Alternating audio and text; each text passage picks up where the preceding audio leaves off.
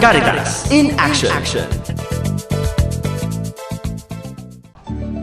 Damay Kapanali. Tulungan ang ating kapanali. Elizabeth po ay nagdadialysis sa edad na 74. 75 na po. Oh, 75. Kailan ba siya nag-birthday? Nung November po, 19. So 75 years old. Narito po si Oli Dumantay. Ito ba pang ilang beses na nating ito pinakapanayam ko na before? Opo, nung November din, November 14. November 14. Sa phone po. Kamusta na si tita? Kamusta si tita Elizabeth? Magmula nung tayo nagkausap. Sa ngayon po, okay naman po siya. Nung nakaraan, nung pagkatapos po natin mag-usap, na-admit po kami sa NKTI. Kasi po, nagka-pneumonia po siya, nahirapan po huminga. Pero ilang araw lang naman po kami doon, nakalabas din kami. Ilang araw lang, hindi naman. Umabot ba na isang linggo? Hindi naman. Hindi naman po, mga lang po, 4 days, ganun. Ano naging dahilan at na-hospital siya ng ganun? Pasaway. Hingi po ng hingi ng tubig, ganun. Bawal po sa kanila kasi ako maraming tubig. Limit lang po talaga. So hindi niya mapigil yung kanya sarili na iinom siya ng tubig. Opo, minsan po sasabihin niya pag hindi namin siya binibigyan agad ng tubig, patayin niyo na lang ako, ganun. Kasi hindi niyo alam yung hirap ng nauuhaw daw po, ganun. So yun yung challenge kay tita, no? Yung Opo, halos sa lahat naman po ng pasyente, ganun po. Tubig. Kasi gusto niyang uminom, siya'y nauuhaw, pero makaka-apekto sa kanyang pagdadialysis. Opo. Po kasi, di ba, mahina na po siya umihi. Yung iba po hindi na nakakaihi. Pero siya naman po, nakakaihi naman. Kaya lang po, unti-unti na lang. Bali yung tubig na naiinom niya, minsan napupunta po sa baga. Kaya minamanas po sila, ganun. Ganon, oo. Kayo naman, syempre, sa kagustuhan yung siya may paggamot, magtuloy-tuloy yung kanyang gamutan. Opo. Kahit mabigat sa inyong loob, talagang sinasabi niyo sa kanyang, hindi ka nga pwedeng uminom ng maraming Opo. tubig.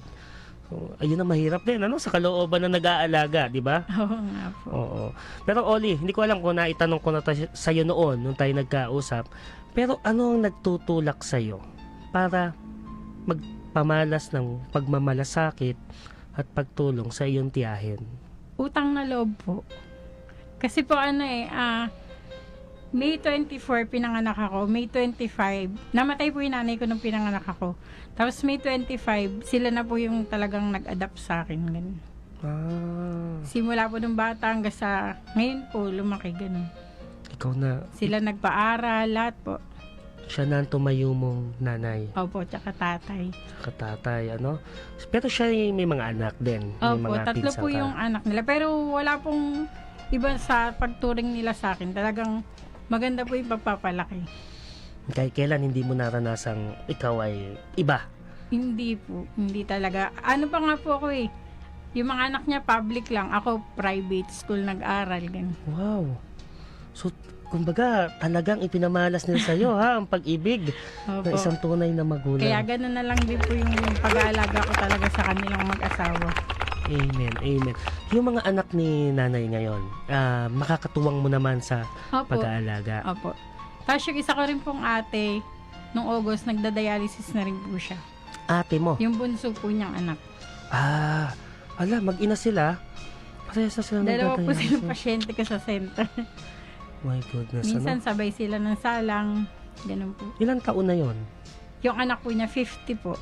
50, at the age of 50, nagsimula na Opo. mag-dialysis. So ngayon, yung anak, si Nanay Elizabeth, sabi mo nga, naghahalinhinan sa pagdadialysis o Opo. Minsan po sabay sila ng salang. ang hirap naman ng kanilang kondisyon. Oo nga po.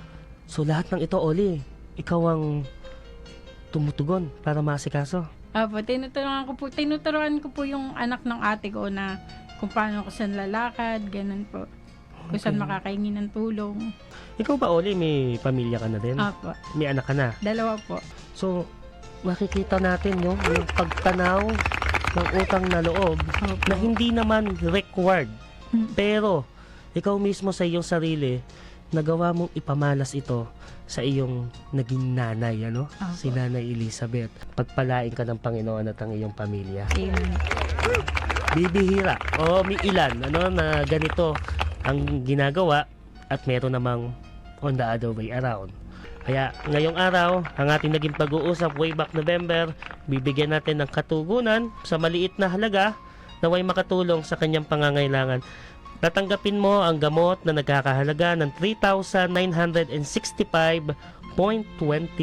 Maraming salamat po. Okay? So ito po pwede mo nang i-claim sa drugstore para maiuwi mo na kay Nanay Elizabeth. Alam ba niyang nagpunta ka rito sa Radyo Veritas? Ano po, galing po kami sa dialysis niya kanina. Bumaba lang po ako sa sakayan. Dumiretso na po ako dito. Sino kasama niyang Yung anak naman po niya na pangalawa po. yung anak ng pangalawa? Okay. O sige, pag may pagkakataon, ilapit mo dito yung iyong kapatid. Ano sabihin na natin yung kapatid? Ang kanyang bunsong anak naman para matulungan din natin kahit Nakapagpasa na rin po sila, kaya lang hindi pa rin po natawagan. Pero sabi, nagkausap na po kami ni Sister Lina. Okay. I-follow up na lang daw po namin. At syempre, hindi ka uuwi na walang bit-bit na mabigat. Kailangan meron kang isang timba ng Caritas Manila. Ayan yung larawan. So, yan ay naglalaman ng samot-saring grocery. Sa'yo na yan. Okay? Ay, thank you po. Maraming salamat at magdarasal pa kami para sa iyo. Kunin ko na rin pong pagkakataon na to para magpasalamat po sa Veritas, sa Caritas in Action po. Naway marami pa po kayong matulungan na tao. Marami pa pong tao ang nangangailangan ng tulong nyo. Higit sa lahat po yung mga nagdadialysis. Napakahirap po, napakamahal. Kaya sana po, marami pa pong katulad nyo ang makatulong. Maraming salamat po. Para sa inyong donasyon at tulong pinansyal sa programang Caritas in Action, maaaring magdeposito sa mga sumusunod na bank account gamit ang account name na Caritas Manila Incorporated. BDO Savings Account Number 560045905. BPI Savings Account Number 30635355701. Metrobank Savings Account Number 1753175069543. PNB Current Account Number 16827000571. At Union Bank Current Account Number 000300012275. Maaari din magdeposito sa kahit saang Cebuana Lulier branch o sa pamamagitan ng www.caritasmanila.org.ph.